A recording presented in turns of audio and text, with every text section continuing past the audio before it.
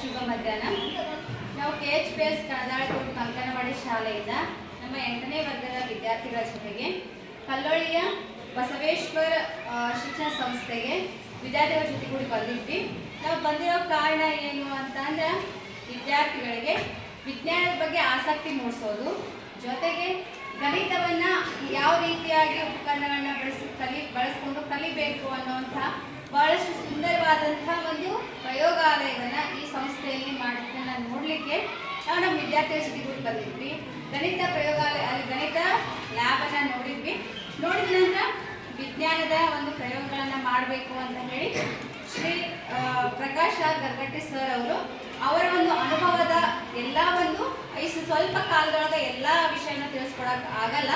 ಅದಕ್ಕಾಗಿ ಸರ್ ಏನು ಮಾಡಿದ್ರು ಅಂತಂದ್ರೆ ಅದರಲ್ಲಿರುವಂತಹ ಕೆಲವೊಂದಿಷ್ಟು ಮುಖ್ಯವಾದಂತಹ ಪ್ರಯೋಗಗಳನ್ನ ತಮ್ಮ ಅನುಭವದ ಜ್ಞಾನದ ಮೂಲಕ ನಮ್ಮ ಮುದ್ದು ಮಕ್ಕಳಿಗೆ ಇವತ್ತು ದಿವಸ ಹಂಚಿದರು. ಅದಕ್ಕಾಗಿ ಆಮೇಲೆ ಈ ಶಾಲೆಯ ಸಿಬ್ಬಂದಿ ವರ್ಗದವರಿಗೂ ಹಾಗೂ ಸರ್ ಎಲ್ಲರಿಗೂ ಸಹಿತ ಹೃದಯಪೂರ್ವಕ ಧನ್ಯವಾದಗಳು.